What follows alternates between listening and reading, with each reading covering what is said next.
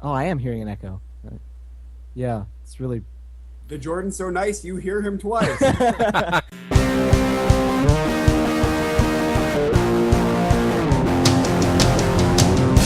Hello and welcome to episode 2 of 5 on the 5, where 5 guys talk about a game under $5. This week we're talking about 2007's Overlord. I'm the Robo So Nice, I named it twice, Double Robo, here as your host, aka Sean. And joining me I have the nerd-fighting SpongeBob to my Patrick, Night Train, aka Jordan. Hello, everybody. Happy to be here. I also have the curly-haired champion of chinchillas, the Headhunter, aka Skylar. Greetings. He's whiskey, he's dangerous, he's wannabe indie danger whisk, aka Josh. I'm not sure what an indie danger whisk is. I thought I went pro long ago. And we also have the brother that we need, but not the brother we deserve, Subtotal Broom, aka Evan. Hey guys, great to be here. Okay, so we'll get this thing started. Let's start with my favorite new segment that just came up in the middle of the show last week. We're going to start with the Situation Room. Skylar, why don't you situate us in 2007? What was going on when Overlord came out in the summer of 2007? 2007. A cyclone with winds reaching 160 miles per hour strikes coastal areas of Bangladesh, claiming the lives of between 4,000 and 5,000 people. I cannot pronounce the name of that cyclone at all. I think you should go for it. Go for it. Well, it's not that complicated. It's SIDR, but I don't know how to speak the language of Bangladesh, so I assume that's complicated. The language of Bangladesh. The bridge Okay. over the Mississippi River collapsed. I'm pretty sure that's a country song. What? Oh, it is. It collapsed with cars dropping 50 feet into the river. I like But that only this show 13 starts with people were tragedy all the time. I mean, okay. You will learn soon that only things that happened in 2007 were tragedies, which I think may be foreshadowing for this review. One of the largest and 2007 was the deadliest tragedy fires year, in U.S. okay. history rages in Southern California, fanned by the Santa Ana winds. There were blizzards in Denver, and there were deadly tornadoes in Kansas. And the biggest tragedy of all, the iPhone was released. No! I need to have the no.com Burn. button open for when things like that happen. That's right. And then suddenly began a whole new reign of people paying way too much for way too little. Oh, I like my iPhone because it's great for podcasts. Okay, so thank you, Skylar. Bengali. That's what they speak in Bangladesh. Thank Bengali. you. Golly. Thank you, I history feel major. like we should have a new segment called They the speak in Headhunter. Bangladesh. I was going to say the Headhunter pronounces foreign languages. No, that's a whole new show. We'll start that up with Skylar next That's week. right. Pod- Look for it next week on iTunes. And back to you, Sean. I don't Okay. know what we're yelling about. Exactly. Okay, so I'm going to start by introducing the story and set the scene a little bit. So, Overlord was developed by Triumph Studios. It was released in the summer of 2007 for the 360, the PS3, and PC. Your player controls a silent protagonist called Only the Overlord. He's a resurrected hero. I'm sure he's a friend of the Point Man. I was going to say, it's a much better name than the Point Man, though. You gotta It's give true. it to him. It's true. Overlord, when people scream Overlord when you're running through the town, that's at least better than Paxton whatever screaming Point Man at his Paxton brother. Paxton Fennel the vegetable, exactly. Oh God, let's just not have the same review again. Okay, so he has no recall of his past, which is our first trope. So that's our new sound for when we have a video game trope. So he has no recall of his past. Well, surprise, surprise. And he begins to rebuild his tower with the guidance of his advisor Gnarl, who I can't say I got tired of him, but his voiceover got kind of annoying. We'll get to that in a minute. So basically the game is centered around a Pikmin-like minion mechanic where you control different types of minions that have different strengths, and you're getting them to do your bidding, attack people, go pick up stuff for you, that kind of thing. You meet a mistress with a really silly walk who comes back to your castle and decorates for you. You have to defeat That these walk. 7 heroes. I know, exactly. You have to defeat 7 heroes. You have Melvin, who's the first one that I'm sure we all got to. He was Gluttony, for obvious reasons. If you've seen 7, I couldn't stop thinking of that. Oberon the Elf is Sloth. Sir William the Black is Lust, and then there are other ones that I didn't write down. And then the final boss is the previous Overlord, who is Pride. They're all based on sin, so that's kind of cool, I guess. You start by saving the red minions from Melvin, who he's using them as his slaves. Then you go to the elf place and you save the green minions from the elves. You save the blue minions from Heaven's Peak, which is being overrun with demons and zombies. The remaining enslaved elves are being held in a dwarven keep, so you can either go save them or you can take their gold. And then you capture and interrogate Jewel, who's princess or something like that. And then Khan the warrior, who's her protector, Khan, gets really pissed and starts destroying Spree. And meanwhile, back at the Hall of Not-So-Justice, the previous Overlord has possessed the wizard, who's the mistress's father, and he brags about how he used you to kill the other heroes, and he corrupted them, and blah blah, he's a big deal, and surprise, surprise, you have to fight the previous Overlord. Video game trope there. And then when he dies, you see 4 of 8 different cutscenes, depending on your deeds you did. Oh, you were also the final hero. Don't forget that. Yeah, that's right, yeah. So one of the things I wanted to start with talking about was this good and evil mechanic, which I guess here it's kind of evil and more evil. But the short history of that, it's all derivative of Dungeons and Dragons, which had a lawful, neutral, and chaotic system for what you were going to do in the game, and a lot of, obviously, role-playing games pick up on D&D stuff. The first game that I found that really used this was the Shin Megami Tensei series for the 1992. Came out in 1992 on the SNES, and the monsters and your summons. For those of you who don't know, the Shin Megami Tensei series is released by Atlas Japan. The most popular spin-off is known as the Persona series. If you've never played it, they're good, but they all revolve around making choices in a generally post-apocalyptic setting to construct a new world. Right, and what you summon makes you good or bad, or like you can use different powers depending on that. So other games that are closer to Overlord's time that kind of ran in this vein, Knights of the Old Republic in 2003, I think, is the one I remember the most. Having that kind of good and evil mechanic and getting the different endings from it, I think that's always the ultimate goal of some of those games. Fable in 2004, which I could not stop thinking about Fable the entire time I was playing this game. Yeah. Jade Empire in 2005, so another BioWare game, and then Mass Effect in 2007, Right. which it's weird to think that Mass Effect came out in the same year as this game. That's crazy. I really... Overlord was not on my radar in 2007, but Mass Effect was. I played through that game like 4 times. I love that game. You know what else came out in 2007, actually, that surprised me, is Bioshock 2. That's Ooh, right, Bioshock. it was Bioshock. And that's another game that has the good and evil Yes. mechanic. Oh, I didn't put that on there. That's a good point. So what are some other good and evil games that you guys think of?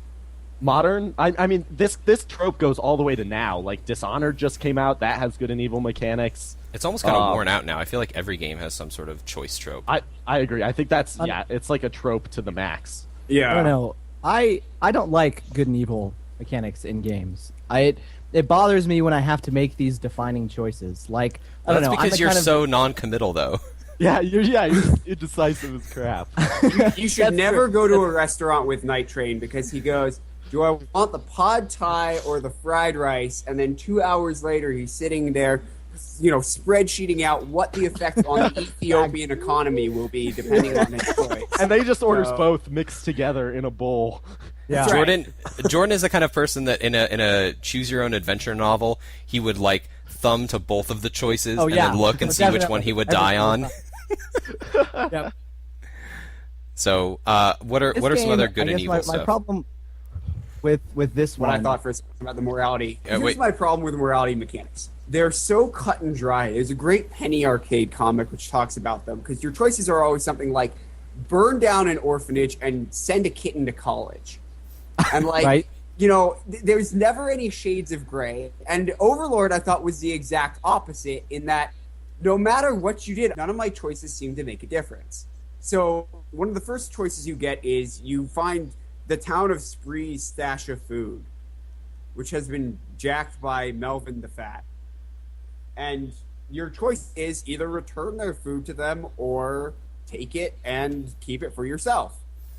But there's no benefit to either. If you take the food for yourself, you don't get a health increase. You don't really get anything other than you get a title, the Overlord, which is kind of funny. if you take the food, then the token black leader of the town gets mad at you. That's pretty much it. Well, that's right. Yeah. It's like you done took our food, which is we'll get to that. Wait, I I guess Echo again. Did you guys take the who here went good and who here went evil? I think is an important thing. Jordan to talk went about good. before That's we my start guess. to- Jordan went good. I know that already. Fuck you guys. Skylar went bad. Josh went Yep. bad. I went Yeah, I bad. took the It's funny, food. I always play every single game as good as I can, and for once I decided to go bad. Yeah, I went bad. That's so funny. what I know from reading Breaking things on the Bad. internet about Overlord edition. Overlord is that the hearing- decisions in the game make you the bad decisions change your cosmetic look, and the good decisions. So by end game, you'll have like spiky black aura shit coming out of you, or like white stuff coming out of Very, you. if very you're, Fable-like, by the way. I'm what? I said very Fable-like. Fable did yes, that yes, sort yes, of, and Fable did that KOTOR same did thing. that too, where it's like your and physical then it appearance changes your level 3 spells. They like change based on what you are, and that's it. Those are like the only two things that it changes. Then that makes the peasants react differently. Like I And literally that's the murdered thing. tons of peasants in the town, and they started hating me to the point where they would like kill me when I walked in the town. But And, I expected and by more. kill I you mean they expected would the game like to change. run at you, and then all of your Right, minions and then would like kill them in throw 2 their seconds. fists at me, and then they'd be dead instantly.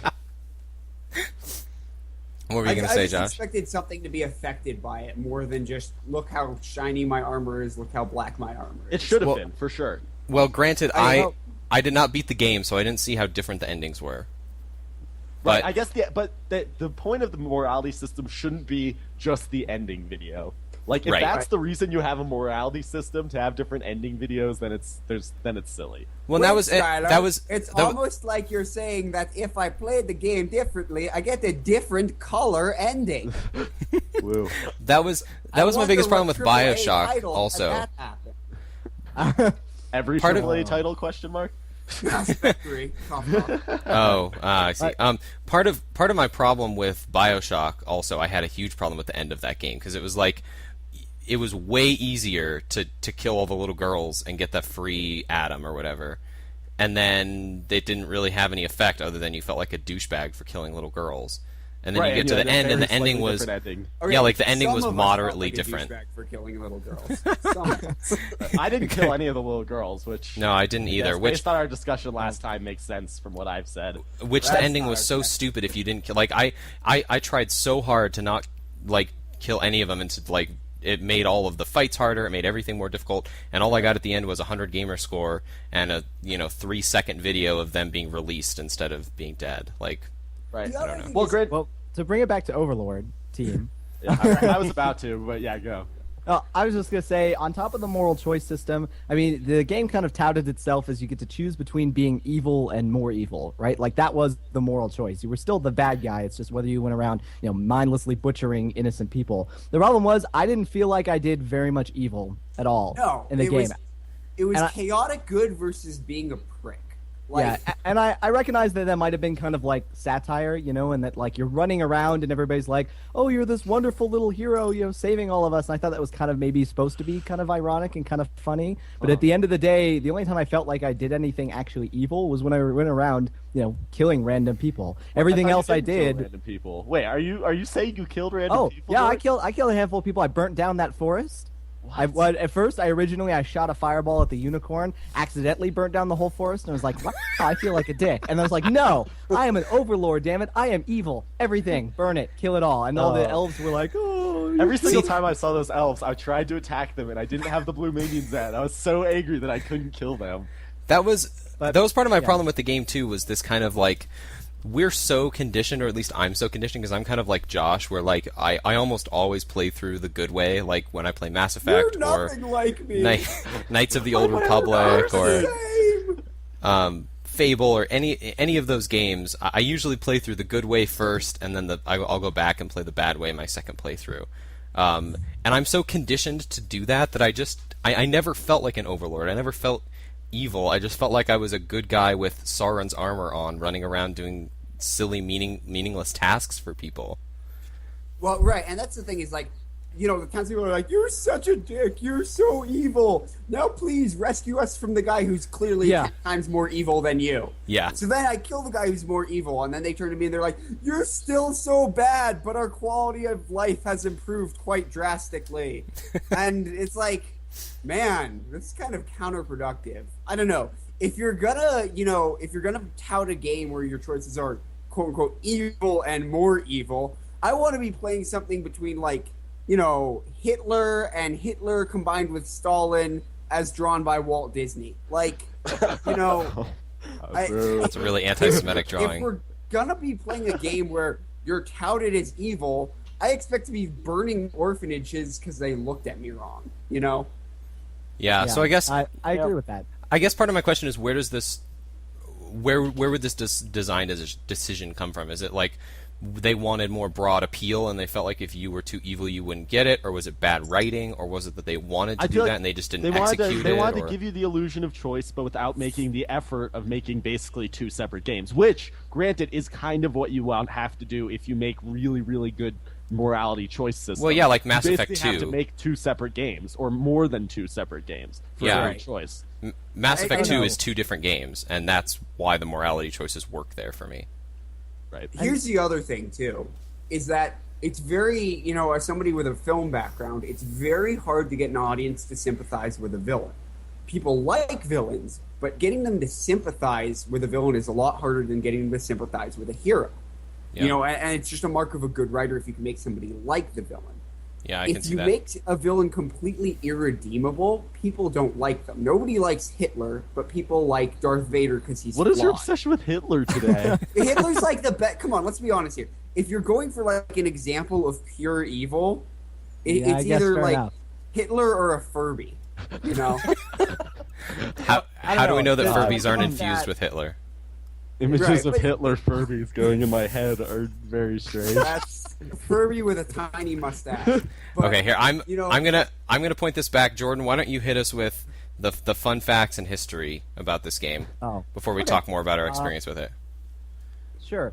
So just some fun facts, some review stuff. So most reviews at the time put it in like the high 70s or low 80s. There were a couple like low 90s up in there. It was actually on Eurogamer's top 50 games of 2007.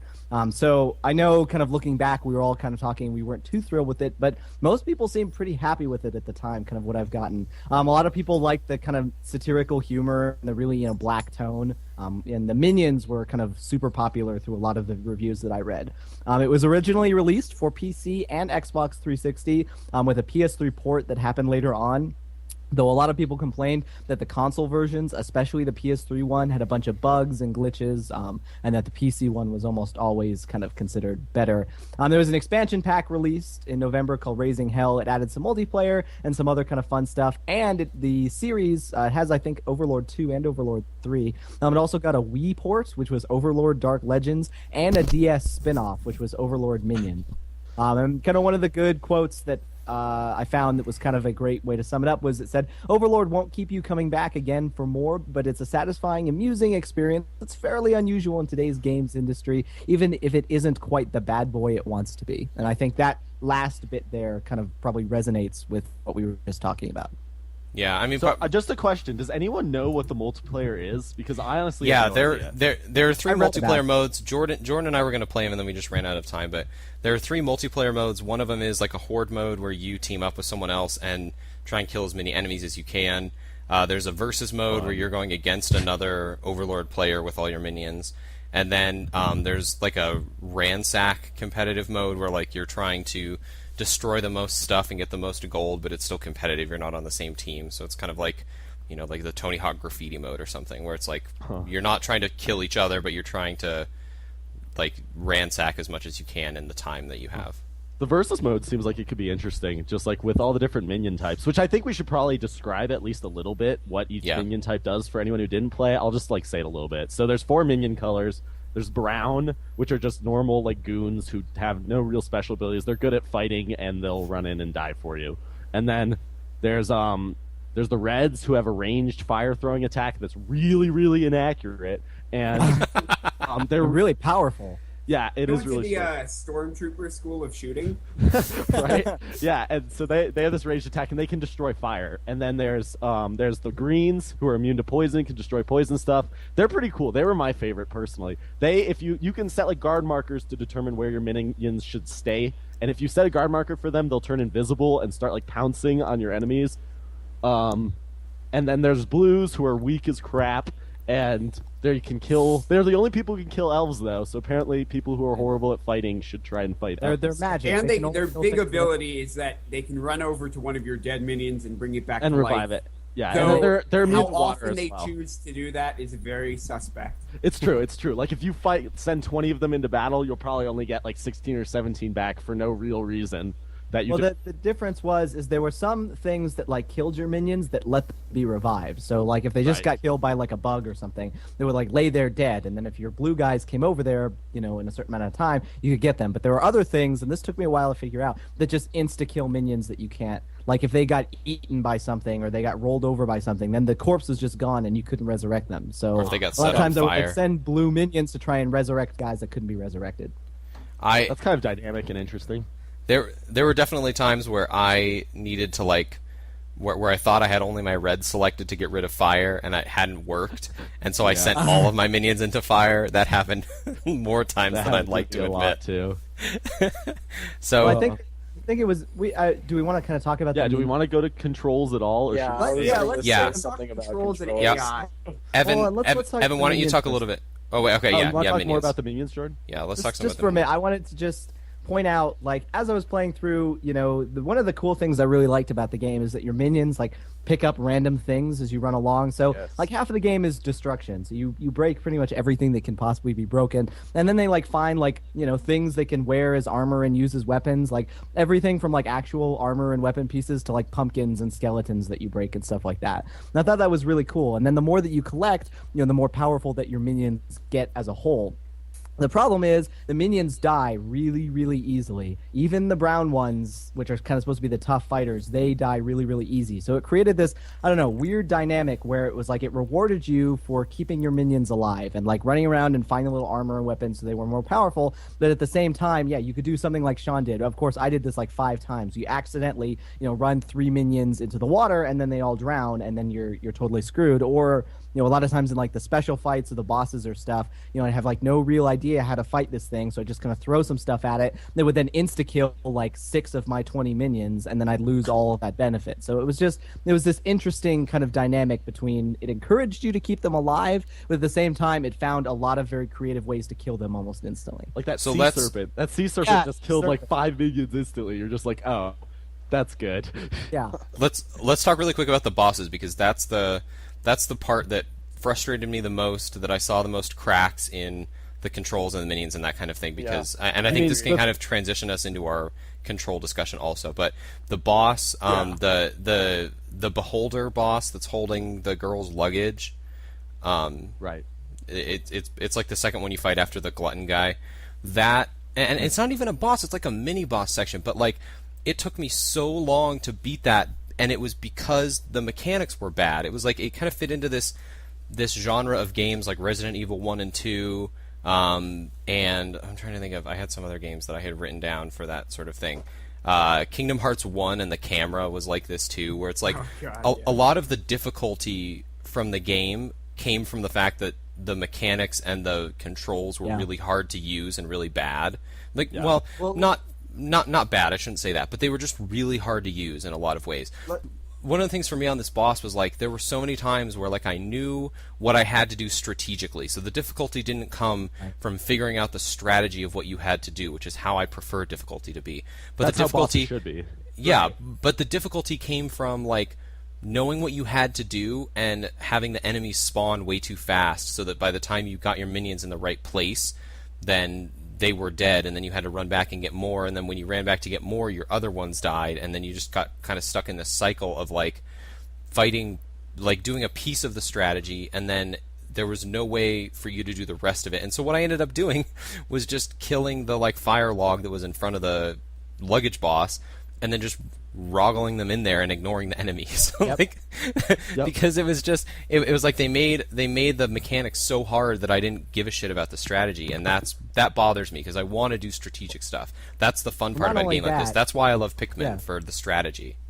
Well, like every time I saw like a bunch of enemies and I was next to a door, my first goal was to run by the enemies into the door because I didn't even want to deal with it. And like I think another part that talks about the mechanics like that. Do you remember the geysers in the water in the elf area, God, where it was screw like that. use the guard markers to get by the geysers, and all I did was just sweep to my minions with like 2 mouse buttons or whatever, threw them and just stopped whenever I needed to. I saw no reason to use guard markers or anything like that. And I just thought, I don't know, I just thought that mechanic was really silly, and the fact you couldn't really target locations, you just like prayed that your minions went the right way was also really silly. You could target like specific objects, but only objects they decide were Let's worthy. talk about the actual mechanics behind it for a second. If he moves like a tank, that's treads have been covered in butter, and it's something Paula Dean would love, but I did not. Oh, Because yeah. he's just so clunky, but then he slides around unexpectedly too. Like, there's a noticeable lag from when you let go of the key and when he stops moving. Oh, really? I didn't notice that much. Another thing is, well, I guess I'm just more in tune with the butter Or than maybe you. your computer sucks. No, I just built this thing. Dang, But, out of cardboard? Yeah, out of butter. But your left click controls, it's basically your minion attack, and your right click is minion recall, and then space is to attack for you. And it's a weird control scheme because you can do combos, but it feels really unnatural mashing the space bar to do your combos. Yeah. The other thing is the minions just don't listen all that well, and this is the big problem I had on boss fights. The first boss you fight is Melvin the Ungodly Huge, and I'll get to that in a second. But the thing about Mr. Melvin is that, he's got a ground pound attack where he jumps up in the air and then he slams the ground with his butt. So it's like, okay, in theory, I know what to do. My minions are all jumping on him. When he starts jumping up into the air, I hold right trigger, and then all my minions recall. He slams the ground. Right. Then I send him back in. Well, they just don't listen all that quickly. Yeah, so I had that trouble the too. second I see the cast animation, I hold right trigger, Right. and maybe 2 or 3 of them peel off, and all the rest stay on him. So all of a sudden I go from 20 minions to 3. And this happens multiple times until I wound up just killing Melvin myself because Yep. my minions just died and they don't listen. Yeah, Yeah, It was and- not crisp controls. I guess one other mechanic, though, that you didn't mention is the sweeping mechanic, where, strangely enough, you hold down both the left and the right mouse button, and then you can control your minions directly and, like, choose locations. But it's not like you see where they're going. You just, like, arbitrarily move your mouse forward and back, and they just, like, go up and down random things. Which, and then the other mechanic which is the wouldn't be guard a marker problem mechanic. if the bridges weren't really tiny and really Yeah, hard to exactly. get onto. Exactly. And then the guard mechanic where you press Q where your minions are at the time and they'll stay there. And then one other thing is you can select Peeling all them your off minions. when they're doing that, though, once they're Yeah. guarding, getting them to stop Is guarding obnoxious, like, yeah. holy Yeah. shit. You can't hold right click. You have to rapid fire right click towards the Right. guard marker. Yeah, which was is frustrating. super silly. Sometimes Okay, yeah. your camera gets stuck while you're sweeping. Yeah, oh and yeah, then I had you that let problem go, so You're much. stuck in this weird moving camera. Oh, Yep, yeah. I had God, that was all so the time. You have to frustrating. re-sweep to stop the camera Right. from Yeah. getting you stuck, and it was really obnoxious. And I don't even know, that just goes back to the AI, which I guess we'll talk about once we're done with the controls. What did you think about the controls, Evan? Well, yeah, like what Skylar and Josh are saying, like when you wanted to do something with kind of like rapid fire, you wanted to change what your minions are doing, and this is exactly what we were talking about with Melvin. It's like you send in your minions, and when he's about to jump and slam the ground, you're gonna lose like 10. And so what you want to do is when he starts jumping, you want to get all the minions out of the way, and even if you're sitting there like smashing the right mouse key, like I swear none would leave ever. Yeah. That's what I noticed. It's like when trying to control them when they were doing something like was so hard. Like trying to get them off like control points was really hard. Like you had to be like looking at them or like Right. looking or like locked on, and like it was really frustrating because I felt like even though you had control of the minions, you didn't at the exact same time. Yeah, Absolutely. well, Like and even also, though you sent in minions and you told them to attack something, like or you want them to go get treasure from a treasure chest or something, they'll run in some random direction. And this was my problem with the elf world, Yeah. is that I'd be like, oh, God. there's like 4 pots, I'm gonna go have them break them. So I click a few times, they run over there, 2 like run into the water and just drown, and I'm like, what is going on? Like, All like I I'm wanted was sitting to smash here them. and they just run in and just go and just like start dying, and I'm like, well, I should have just gone and done it myself. Right. yeah. What, well, what, and what also about, part of the and that, go ahead, Sean. part of the problem for me too was like there was not a good back to our fear discussion. There was not a good graphical what's the word that I'm looking for? Indication. Feedback. Yeah, feedback. That's what I'm thinking of.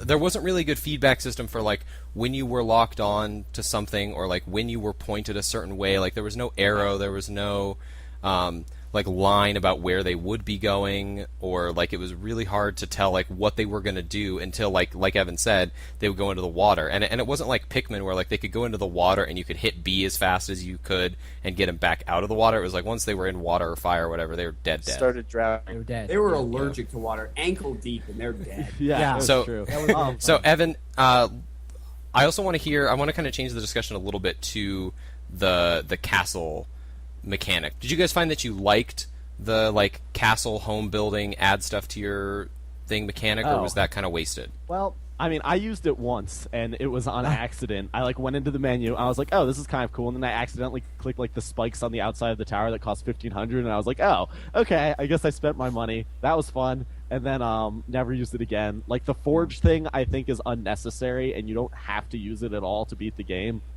So I don't know. I thought it was rather unnecessary. Yeah, I think it's just like I don't know what I think like they just tried to make a game that's kind of like carefree. I guess like I feel like a lot of the stuff you do doesn't really matter, and it's all just kind of side stuff if you feel like doing it at all. Like I feel like you can play the game without even being in your castle for 1 minute, and Yeah. you won't miss a single thing. Yeah, Like, that's kind of what I felt like. I kind of felt like the happened, gold was you could- extraneous too. Yeah. Yeah. I Well, don't know. When that all started, like when they opened up the castle, you know, like you got the crane, you could fix everything. I was like, okay, cool, like some upgrading stuff. So I like spent a lot of time like getting gold and getting all the little life forces for all the things, and I like dumped like 600 or 700. I like meticulously went through to upgrade my stuff, and then realized it basically did nothing. Like I literally spent an hour like harvesting all kinds of extra life forces. I'm like, I'm gonna upgrade my helmet, and then I get like 5 more minions. It's gonna be awesome. I poured like 400 minions into the helmet for the forging and got like 2 extra minions like Yeah. that I could summon. And at that point I was like, okay, well this is useless. So I just like by the time I stopped playing, I had like, 500 of everything. I had like 60,000 gold or something like that, and I even bought everything in the castle. It just, like Evan said, it seemed entirely unnecessary and kind of superfluous. Here's Yeah. my issue with the castle building thing: is you never see the castle. The only time you ever see the outside Yeah. of the castle When you visit is it. from the castle building screen. Yep. So it's like, Yep. if I'm Right. not in the castle building screen, I'm not aware that I'm changing anything. That's why I was so mad when I bought the spikes. I was like, "That's cool, but when will I ever see Yeah. this?" I mean, was if there watching your an stream area when you did outside that the castle too. you could go to, or if you could see it from maybe the outside, like off in the distance. But literally, the only time you see the changes to your castle is when you're selecting the changes to your Yeah. castle. Yeah. That was silly. I just, Well, I I just mean- wish that the castle was more connected to like the story. I feel like Yeah. once you become resurrected, it's just completely pointless. Other than you get to stock things there, Right. like all the battleground, like the Colosseum that you get, and like all that stuff is pointless. You don't use it because it does no good for you. There's Right. no reason. And you're Yeah. teleporting directly from the castle to all the other places. Right. Yeah, So it's not like, even what's- meaningful. And like this would be a good comparison to like Diablo, for example, where there's a central town hub where you can teleport to every place. But there you're buying items that you need and you're doing things that are useful in that Yeah. town. And it feels like the town is part of the world because you can leave from the town and go directly to areas. But in this, the tower is just like some arbitrary island like Yep. in the middle of the ocean that doesn't even matter. Yeah, and I think Yeah. one of I the don't know. like that's just how I feel about it. Is I feel like it's just this island that you get to see every hour for about 2 minutes, and then you leave again, and like it's just, it doesn't feel connected. It feels irrelevant. Yeah. So Yeah, can I exactly. say the best part Oh my of god, the I castle know what you're gonna say already. was the jester. Oh my god. Every time Jester I went was- back to the castle, he's like, "Hail!" And then I kicked him every single time. And I was really mad. I couldn't kick the red-haired lady. best part Like of the the game. second Yeah, she and got I would to just the sit there and castle, I'd let him, I like- tried to kick her. I Yeah. know, I wanted to too. It was just really annoying. There was But I- the other thing is there's no interact button. So sometimes she'll Yeah. say things to you, and other times she just like stares at you blankly. Yeah, Yeah. that, She's that was also silly. for somebody who's supposedly like a Mother Teresa figure.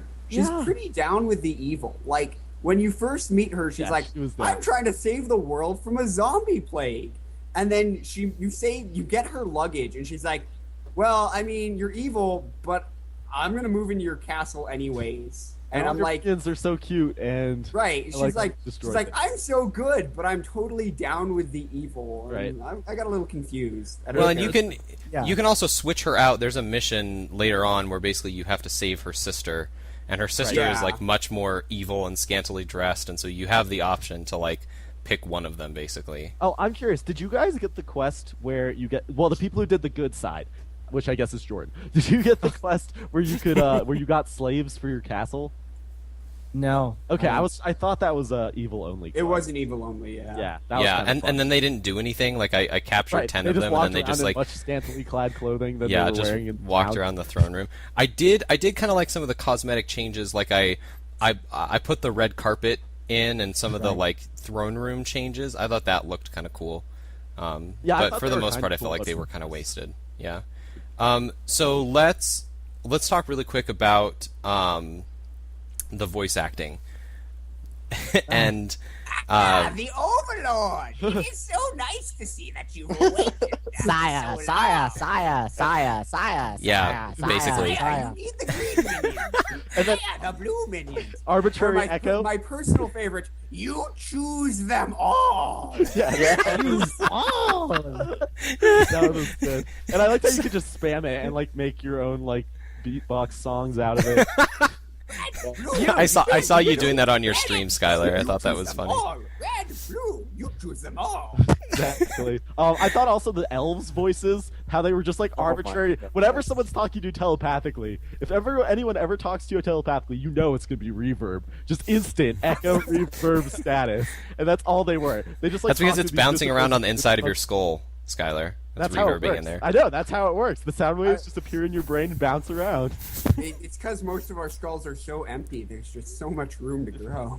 So much room for sound wave telepathy to bounce Yeah. around. But anyway, yeah, the No, British the girl voice too, acting's voice- atrocious. It was not that good. Like, I mean, granted, I think it conveyed somewhat of what it wanted, but it could have been so much better. I found I it don't- really aggravating.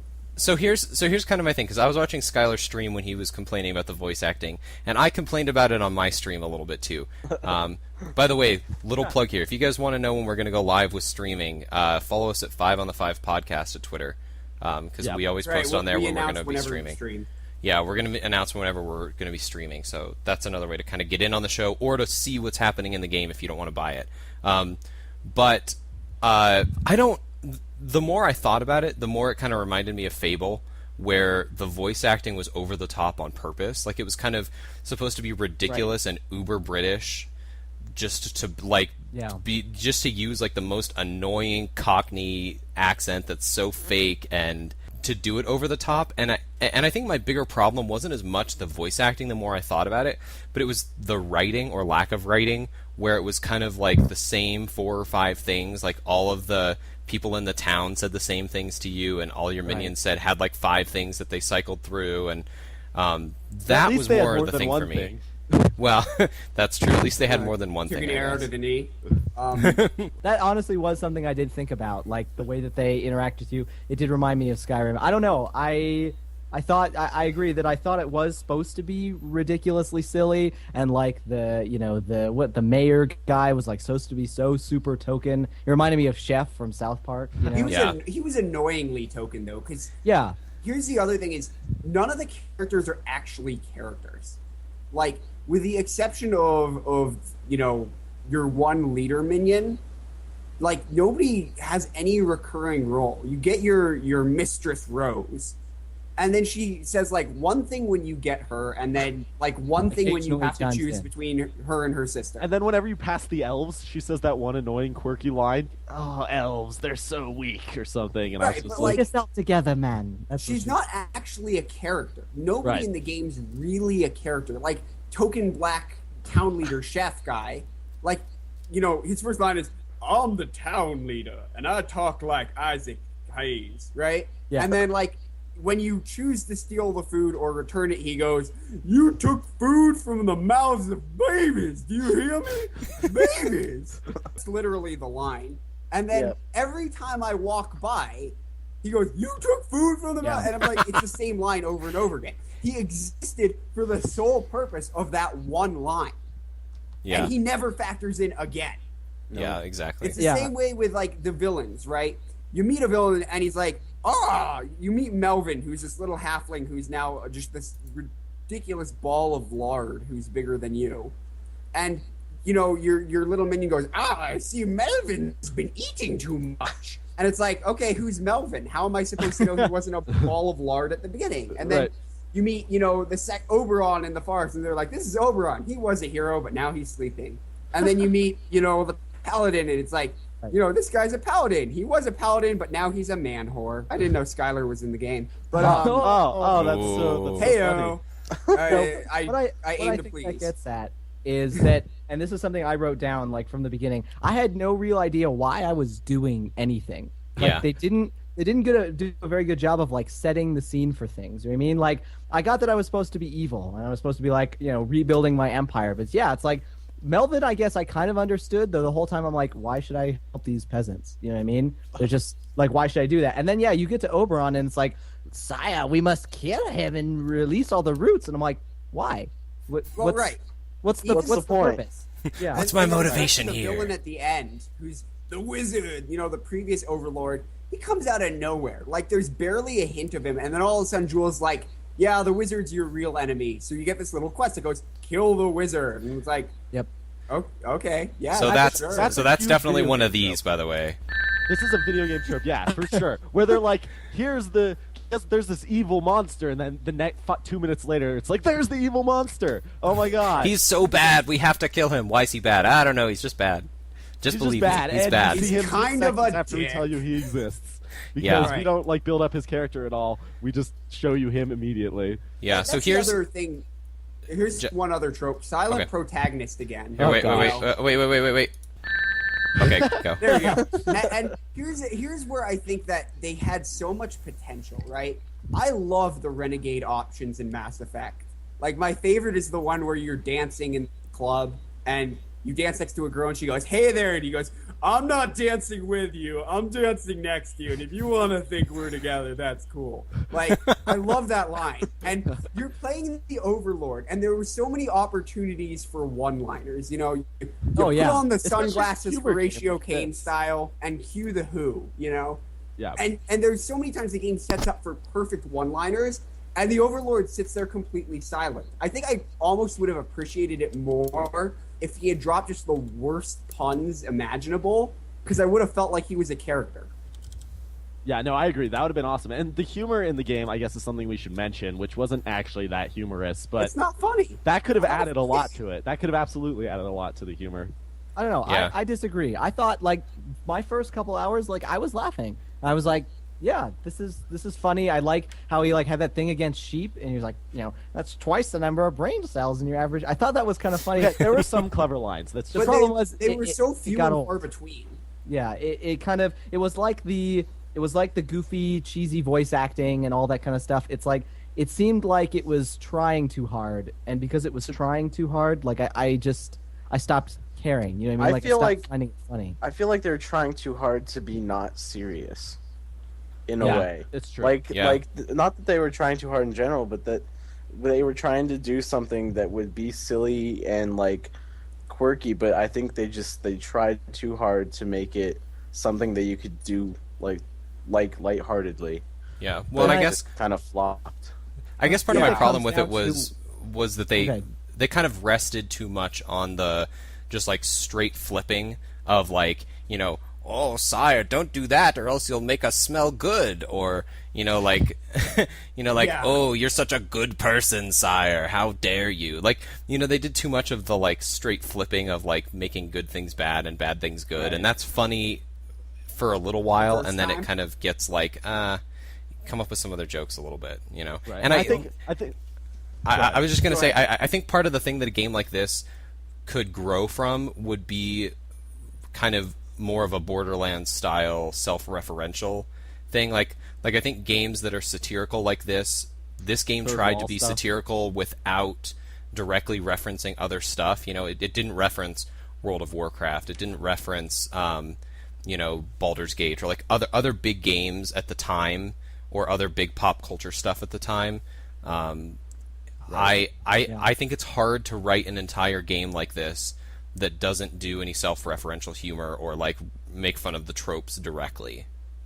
I was gonna say the world they built is so stereotypical Tolkien, and I expected a deconstruction of that. Right. But they just kind of used it as like their palette and then never made fun of it.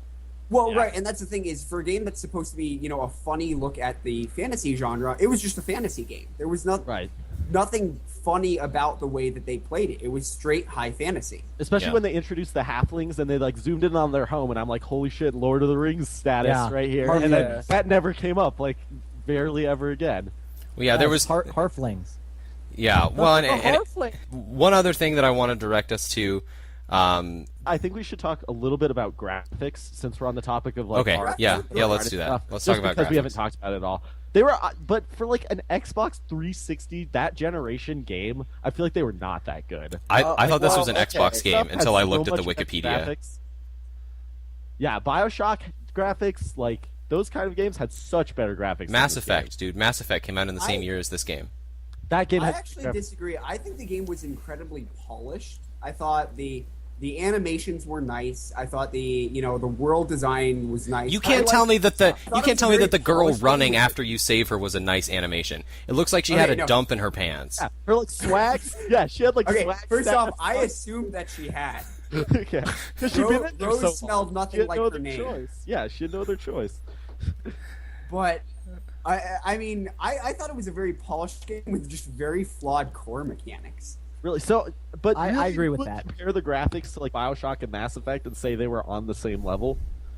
No, I mean clearly not. But it's a different game too. yeah, Their style was different. What they were going for. they went for a very cartoony style. No, that's valid. That's valid. Well, it's Well, also like, the it's first also time- you have to realize this is the opposite of the console cycle that we're in right now. This was back when the consoles were way more high powered than the average PC at the time. And so when you're in that beginning of the console cycle, console games have to dumb themselves down to be able to be played on PC, and then when you have console exclusives like Gears of War that came out really early on the 360, that can look beautiful because the 360 is more powerful than the average computer game, and then it comes out on PC, 2 or 3 years later. But when you're making a game that's for all the platforms, now the PC game looks way better than all the console games. But at the beginning of the console cycle, you kind of have to dumb down your console game a little bit to get it to look good on PCs. That's fair.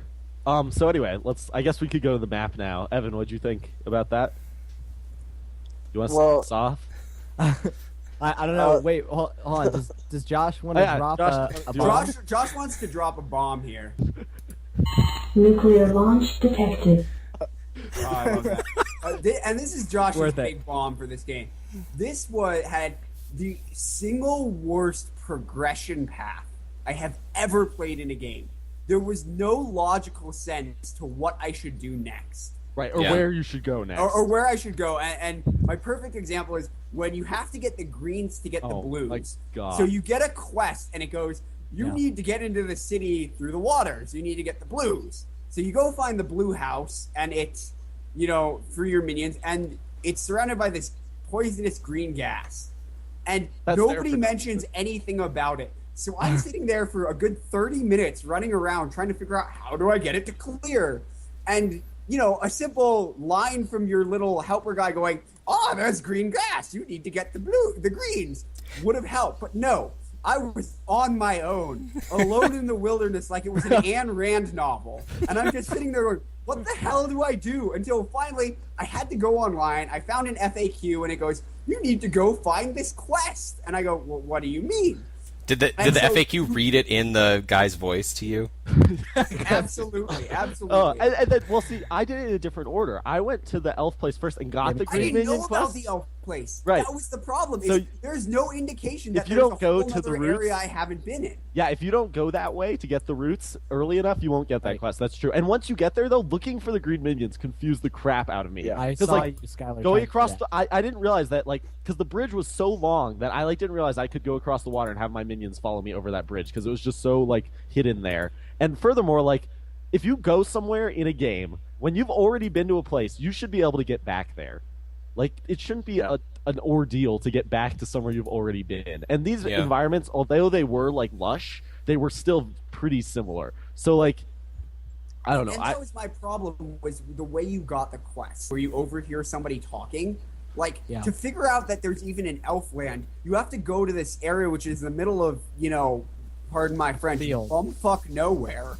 And then these two peasants randomly start going, Right. hey, there's a bunch of trees here. I've never I seen wonder these if there were trees elves. before." And I'm sitting there going, there was no reason I would ever walk out here ever, because no one's ever even mentioned this area before. Yep. Yeah, The only and reason that I was walked and out I- there was because I didn't have a map and I just didn't know where I was going. So I was like, Yeah, "Oh, exactly.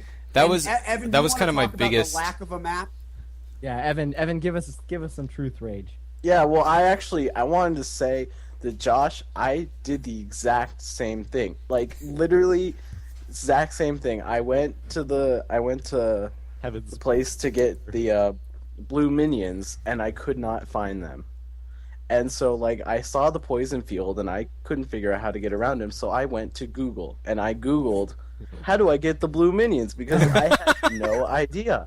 I was so lost. Like, Yeah. I could not figure out what was going on. And that's what I hated, is that every time you went into a new area, there was 2 areas to go from there.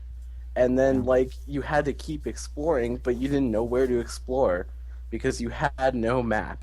Right. Yeah. You had no way of figuring out where you were, and there are so many times where I would walk in circles. Yep. and Yeah, not especially even in realize it, dungeons, and I then would I'd walk end in up- circles.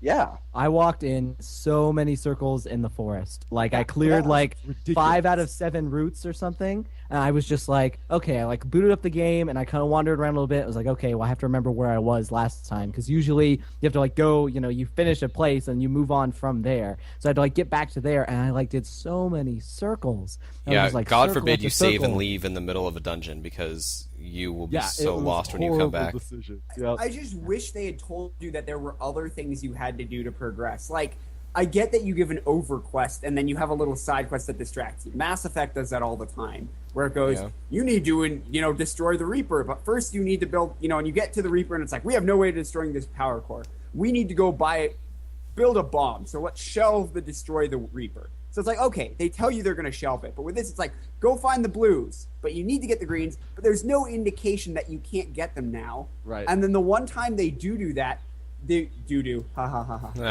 Ah, Wow. Keeping it classy, Josh. You need a sound effects for that. That's right. To Go, get Josh. to get the Duidium or whatever forge, right? It's like the second smelting option you get. So some guy goes, "There's a forge under the city. You should go get it." And then your little guy goes, "Let's not get it now. There are more pressing matters." But you literally need to go get the forge next. That's the next step.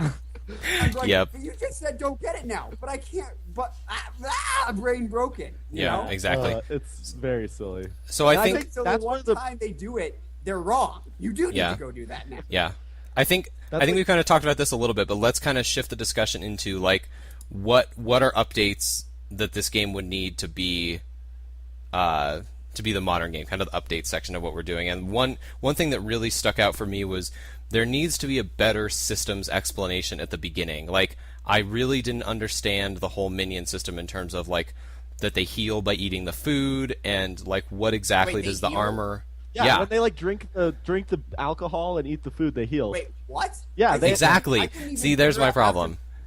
I was saying, after 10 hours of the game, I couldn't figure out how to switch my spells. I was stuck Yeah. with the Yeah, flame. nope. pepper. Me You're either. right, I it's couldn't the figure F that out keys. It's the either. function keys. It's Yes. F1, F2, F3, F4. No, Yeah. I played for 10 hours. I looked through. First off, there's no manual, and in the options, there's no key binding options. Yep, no I key- could not figure out how to switch spells. Yeah, Yeah. it's the F keys. I was pressing random buttons and I hit like Yep. F3 and I was like, what? Is that seriously a thing? Like- You really needed to know it too. It's quite important to the game. Right. So that's kind of my first thing, is that there needed to be a better systems explanation Better at the beginning system of like how exactly do the armor and weapons affect your fighting ability? What is like how do you heal them? It would have been good to have a graphical representation of how much health your minions had. So whether that was like a general or like just something that would help show what that looked like, I think that's one big update that I would make. Right. I think so. Another update along lines with that, we talked about the controls maybe needing improvement, but like I just feel like if it had a map and I hadn't been lost, I could have gotten over my gripes with the controls and stuff.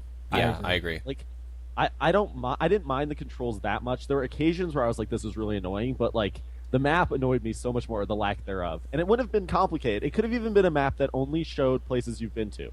So what I was just gonna say is, like, there didn't seem to be a lot of strategy in it. Like, eventually, after I got over my gripes about how I love the minions, I want to keep them around, but then they could all die with like barely little notice, and then I had to get over that. I just realized if you pretty much bombarded, just like held down left click at anything you came to, you pretty much killed everything, assuming you had a decent composition. You know what I mean? Yeah, and as long as you Like, single target and you didn't like spread them out too much. right, You you weren't fighting pop like the one of the map. high level minion spells, like the ones that buff them, and then you would wipe out entire areas or entire bosses, and then yeah, you maybe lose a few, but it didn't even matter. So I think if it wanted to become a more modern game, it would need some kind of way. I think in a lot of the bad controls had to do with that, but it needs a little bit more. I don't know what the word would be, like not complex, Chutzpah. but engaging Depth. system. Depth. Yeah.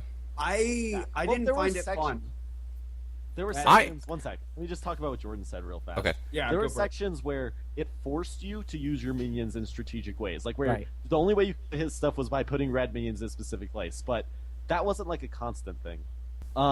It forced you to use strategy at some points, but it wasn't like a constant thing at all. And it should have been. And if it was, then it could have been a really interesting system where you had to really like resource management, what minions you were using at what times.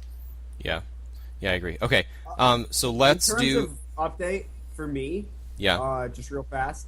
I think the whole core mechanic needs to be changed. I just didn't find the combat fun. Like Jordan and I don't Skylar agree with and Evan that. said. I don't agree with that. Yeah, I don't agree with that. I either. felt like I found it won fun everything still. by just left clicking and then mashing spacebar. Yeah, but that's I kind of just- the thing Skylar was talking about, where it's you just have to do, and Jordan, you have to do more of the strategy piece of it, which is why I think this game. So it sounds like we've been shitting on this game a lot, and that's not what I meant to do. It's like I actually really liked the idea of this game. I just think that so many of the systems got in the way for me that it made me not enjoy it. But I like these types Amazing of games. concept, I like, Alex. yeah. It was a very cool concept, but botched execution. Yeah, I mean, I like Pikmin. I like Warhammer 40K. I like these small squad-based type strategy games. It just didn't work for me because so many of the things were in the way, and that was kind of my bigger problem. Fair enough. But I okay, agree. so let's wrap this up with some trivia really quick. We got our trivia and some other stuff at the end, but the 7 bosses are based on 7 deadly sins, and also the 7 heroes are a parody of the Fellowship of the Ring. You got, the elf, hobbit, wizard, man, dwarf, whatever, that kind of stuff. Josh, I know you'd like this one. The voice of Gnarl, Mark Silk, was also the voice of Johnny Bravo. So Oh, awesome. That's sweet. Can I just point out how I would take back everything bad I've ever said about this game if I could hear Naro go, "Overlord, you need to get there." Hoo-ha-hoo! Yeah. I think you should expand your spire. I take back everything bad I would say about it if I could just get some, Johnny Bravo, Mark Silk voice acting. Yep. And then another thing I wanted to point out was the PS3 version of Raising Hell. So the PS3 version of the expansion added a mini map.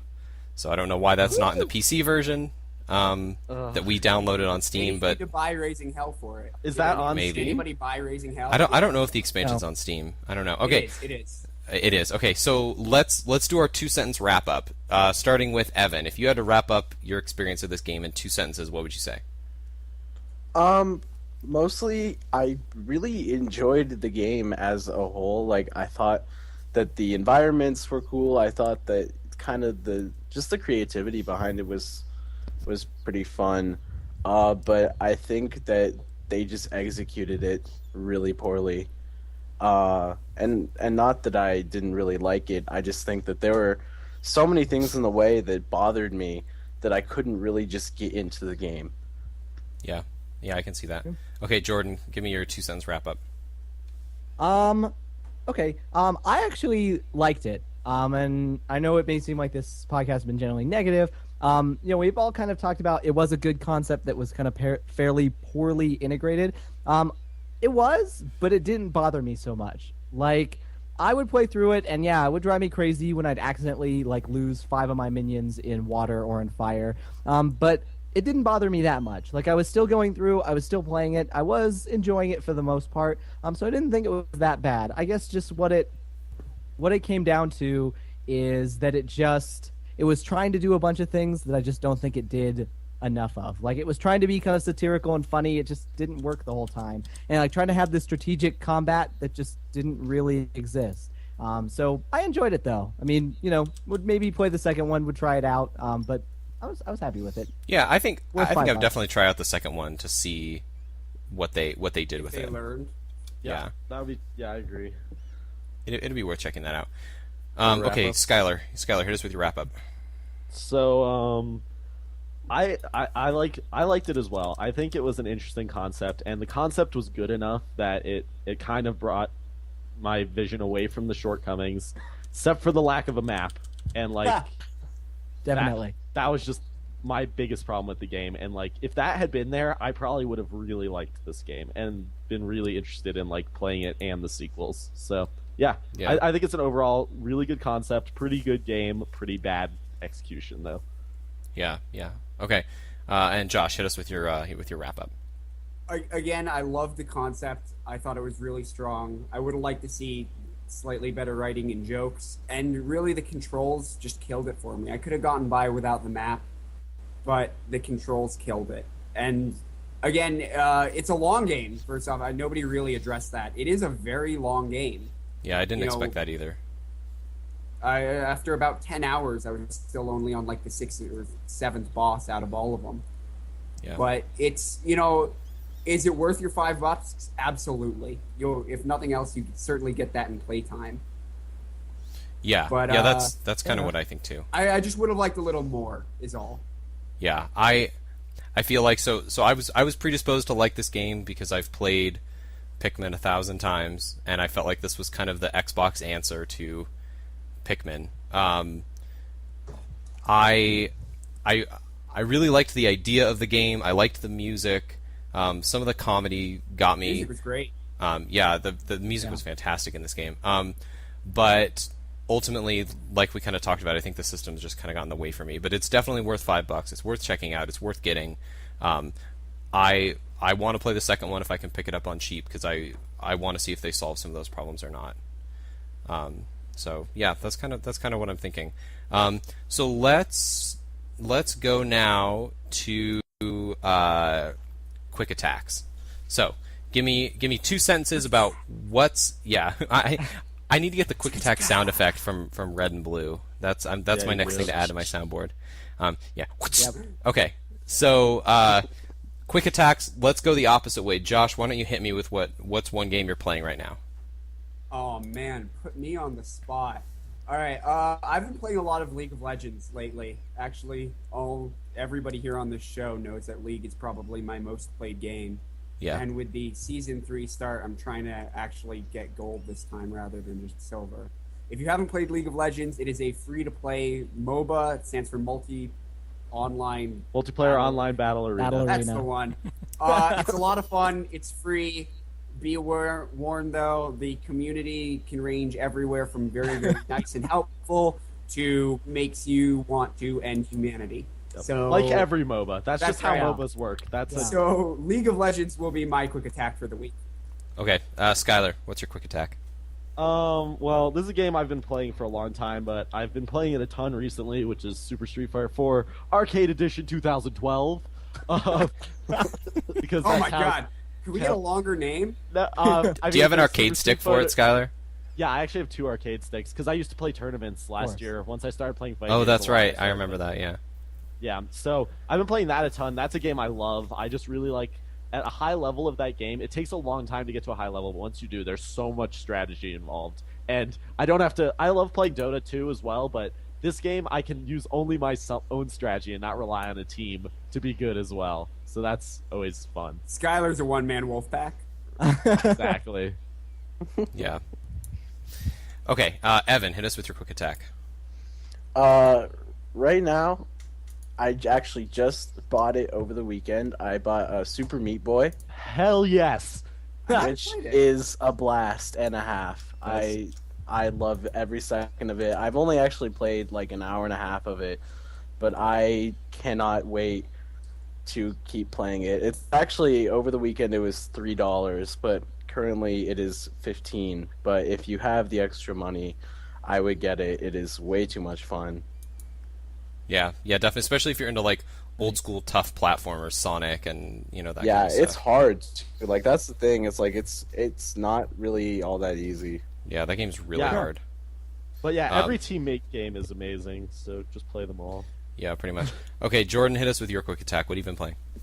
All right, well, if Josh is going to do League of Legends, I'm going to do Dota 2. Thank you. I knew you would, which is why I didn't. And so the rivalry continues.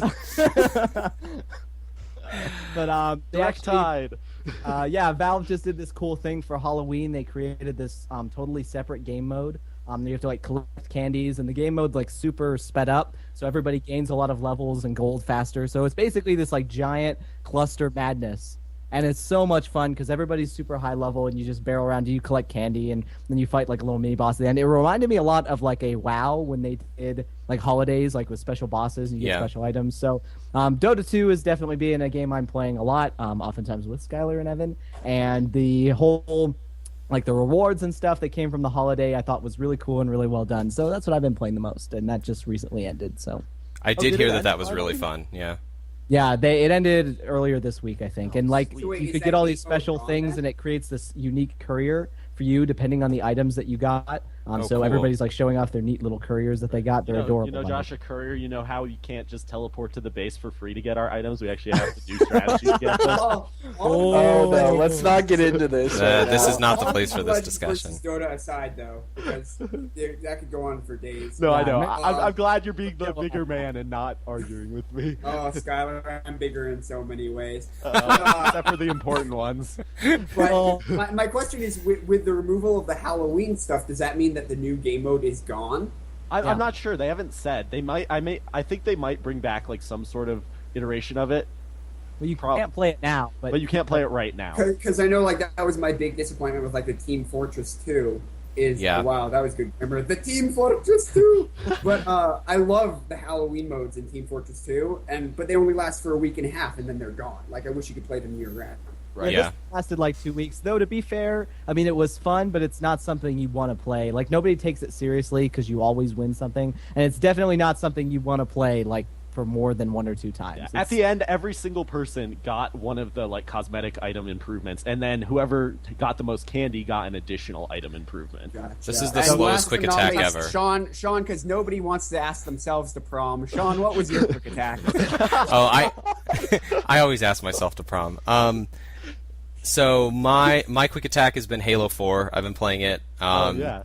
It's definitely fun if you're a Halo guy. I mean, all these guys on the podcast know that I used to host these big Halo 3 and Halo 2 tournament nights where everyone would come over God, to my they were house and fun. we'd have different TVs set up with Halo, and we had prizes, and it was a good time. And then that game got usurped by Rock Band, and then we would have Rock Band nights, yeah. which were also fun.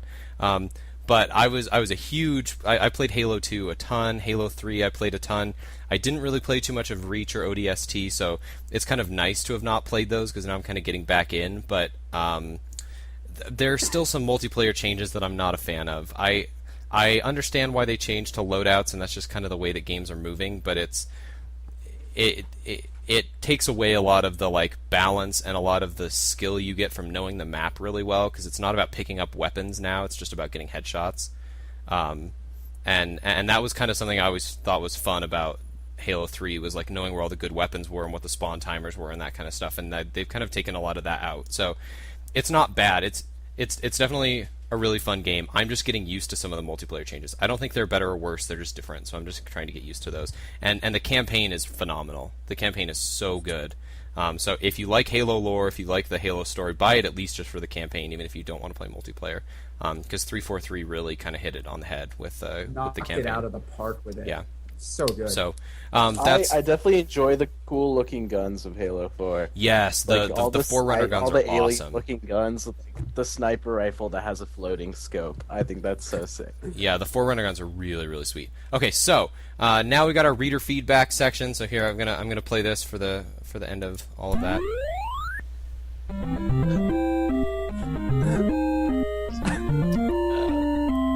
Okay, so now we're into the reader feedback Best sound section. So effect ever. pretty awesome. So Evan, do you want to give us some 5-star reviews that we got from people on the iTunes website? Not iTunes website, on the iTunes client. Tune in next week for that song dubstep remix. No, Well, you don't. if only to make Jordan really pissed off. Yep. Okay, so read us some 5-star reviews, Evan. So a couple of the 5-star reviews are by Gamer Flamer. There's a 5-star review. It said, "Cool to see a podcast about cheap games. These guys have good insight and are really funny to boot." Oh, thanks. Poetically Taken said, "Older games need love too." And then another one by The Suns. "Loving this so far. Can't wait to play the game for next week." Okay, so those are our 5-star reviews. It really, really helps us out if you guys go to iTunes and write a review for us too. We got on the front of New and Notable last week, so we'd love to stay up there, kind of get the show out to Thank new you people. to everyone. We love Yes, your thank you. feedback. Thank you guys so much. Yeah, and Yeah. speaking of feedback, we also have an email account. Which Yeah, is so you Sean. can send emails to 5at5podcast@gmail.com. Send us emails, and we'll read them, like this one on the show from Ray in the UK. Hi, I really enjoyed your first episode. At first, I thought an hour and a half might be a bit long for a podcast, but considering new episodes will be released every other week, that's plenty of time to listen to you guys. Smiley face. Here is a game I played around the time it was released, and it was one of the only games that would scare me on the level that Half-Life would scare me when I was 11. Those damn head crabs sneaking around in every ventilation shaft. While listening to the show, I can't help but think of games that I want to hear you guys talk about, so I'll leave a few ideas here, though I'm unsure how strict you are about under the $5 rule as I measure my money in... Pounds. Oh my god, it's a little less. It's euros. No, I'm going with funky L's. I know it's pounds. So there's that. Deus Ex, Half-Life, duh. I've only played Half-Life 1 and 2, not Half-Life, duh. No, I'm just Diablo, No, Half-Life Baldur's Gate Half-Life 1.5, 2 in France. That was what it was. Warcraft 3, Oh my and God. Gold Mine of Custom Maps, Hitman, Star Wars KOTOR, and that was all of them. Looking Yeah. forward to the next episode. I'll try to pick up Overlord if I can pull myself away from playing Fear. Ray, London, UK. P.S. Carl Weathers, Echo still happening. I know. Echo's still happening. With In something I all don't like. seriousness, though, Ray, thank you so much for writing in. We love the Yay. suggestions, and we will definitely take a look at maybe getting on one of the KOTOR games up there. Also, Yeah, Hitman. I yeah. really want KOTOR's one I'm really Hitman. thinking about. Hitman's one I'm thinking about. Original I know Deus Warcraft Ex. 3 is over $5, but I think a lot of people have Warcraft 3, so that's another one I'm Discussing the thinking $5 about. rule in general, we may be breaking that at some point. We all- Maybe you guys' feedback will bring us to whether you think that's a good idea to break that. Feel free to talk to us about that. Yeah, The so- other Won't thing be is changing the we're name. Yeah, we're aware that there's a big discrepancy between pounds and dollars. Also, if you're in Australia, Oh my God. getting shafted. Yeah, for they get This shafted is for true. every game. Because Yeah. if we were going to do 5 on the 5 Australia edition, we could only do free-to-play games. Which costs This $5 week, for League of Australia Legends. still. Right. But in all seriousness, Ray, thanks so much for the email. We love hearing your feedback. Guys, send in those emails. Post to us on Twitter. We're at 5 on the 5? At 5 At 5 on the 5 podcast. 5 on the 5 Yeah. podcast. We love your feedback, and we'll give you shout-outs during the show. So We Yeah. also will be putting up a Facebook page soon, so make sure to search for 5 on the 5 podcast on Facebook in the next couple days and like that page because we'll post when we're streaming on that page as well as stuff about the stream. And you Yeah. can give us Right. feedback there too. Yeah, definitely. Okay, so that's all we've got for this week. Thanks for joining us. Thanks for listening. XCOM UFO Defense is going to be our next game, released in 1993. That's right. The predecessor to the modern-day XCOM Enemy Unknown. Right. XCOM UFO Defense is known for being punishingly hard and really rude. Yeah, Yeah. and really fun, and one of a lot of people's favorite strategy games of all time. right. In Europe, it's actually apparently known as UFO Enemy Unknown, just in case someone has confusion, just so you know. That's a good point. Thanks for throwing that in, Skyler. So, I have never played this game before. I was 3 when it came out. Actually, I was 4 because it was after December 18th. Oh yeah, it came out in Um, 1995, right? 93, it says on Steam. 93. Yeah, so basically none of Oh, us yeah. have played this. Has anyone played this game? Nope. Nope, I haven't. Josh, if you haven't? Josh, I have No. not. Yeah, I haven't either. So this will be cool. Josh and I have played the new XCOM. We're going to try and stay away from just comparing it to the new XCOM, but we are going to have a segment where we talk about that next week. But for the most part, we're just going to be judging this game on its own merits. I love strategy games, so I'm excited to get this one and play it. Other than that, do we have anything else to add? Download I recommend- XCOM, play it. one other It's thing. A few blue minions, a few green minions, and brown minions. You choose them all. I'd like this week. I'm going to try and start a sister show to this podcast, not discussing individual games so much as concepts in gaming. Okay. And I'm hoping to feature all these same 5 guys on it. So Cool. All right. Well, thanks so much for joining us, and have a good rest of your 2 weeks. Play XCOM, and we'll see you guys in a little That's right. bit. Send in that Send mail. us Let us feedback, know what yeah. you think. Yep. Let us know how Overlord went. Wow. Yeah, XCOM, Overlord, anything you want.